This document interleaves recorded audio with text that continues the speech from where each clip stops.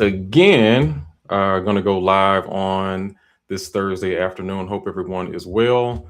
We're talking about today renting versus owning. Okay, renting versus owning.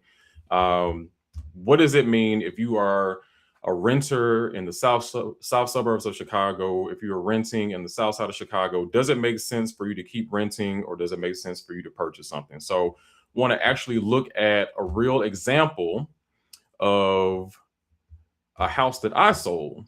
Okay.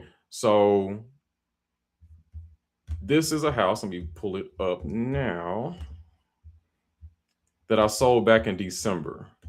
And this was an actual conversation that I had with a guy who was renting like down the street from this house. I was doing an open house, going around introducing myself, inviting people to the open house. And this guy was like, yeah, I'm still renting.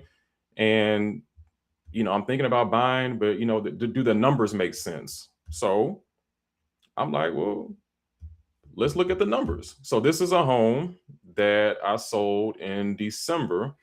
It was in Park Forest and it sold for $170,000. Okay. Let's look at the pictures. It was a solid home, right? It was a 3 bedroom, 1 bathroom ranch, had a 2.5 car garage, really, because it was more space, than just 2 cars can fit. Nice backyard. The seller really took good care of it. She had newer appliances, stainless steel appliances. She refinished the cabinets, put quartz countertops on there. So not a huge property, but a nice, solid starter home. Small family maybe would want this, and that's who I think moved into it, because I represented the seller, not the buyer on this one. But a nice home sold for $170,000 in Park Forest. Okay. So I like to show pictures to give people an idea of what the house actually looked like. So she even did the driveway, new driveway and back patio. That's the 2 car garage, really 2.5. Nice backyard, well maintained home. I think the furnace or the air conditioner was newer. The hot water tank was newer. So a solid home. So now the question is, if you're interested in purchasing this home, what would the mortgage be? If you're talking about, do I keep renting or do I own? So the mortgage, $170,000 home. If the buyer was an FHA buyer, so this buyer put 3.5% down, so about $6,000 to purchase this home. 3.5% down of $170,000 is $6,000. Interest rate as of today is about 6.54 for FHA. Over 30 years, the property taxes on this house was about $5,500 for the year. PMI, private mortgage insurance, is going to be 0.55.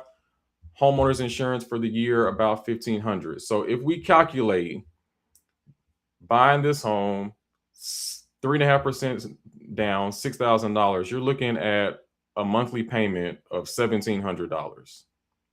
$1,700. Okay. What are you paying in rent right now for this particular house? Let's look. I go to this website called Rental Meter, and it allows us to pull up average rents of properties. Okay. So I did Shabona Drive, Park Forest. It's a 3 bedroom, 1 bath house.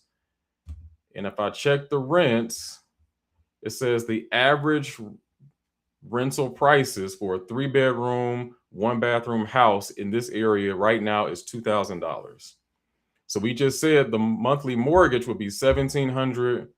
The rent is $2,000. So you're actually paying more per month in renting versus buying this house today that you would be paying in a mortgage. So men lie, women lie, numbers don't lie, right? Now, I want to say this, that there are always pros and cons to renting and buying, right? So from a monthly standpoint, yeah, to me it looks like the owning wins out. Okay. Buying the house and paying $1,700 a month in a mortgage beats renting the house for around 2000, because somebody could have rented that house for more, because again, it was some updates and nice conditions to it.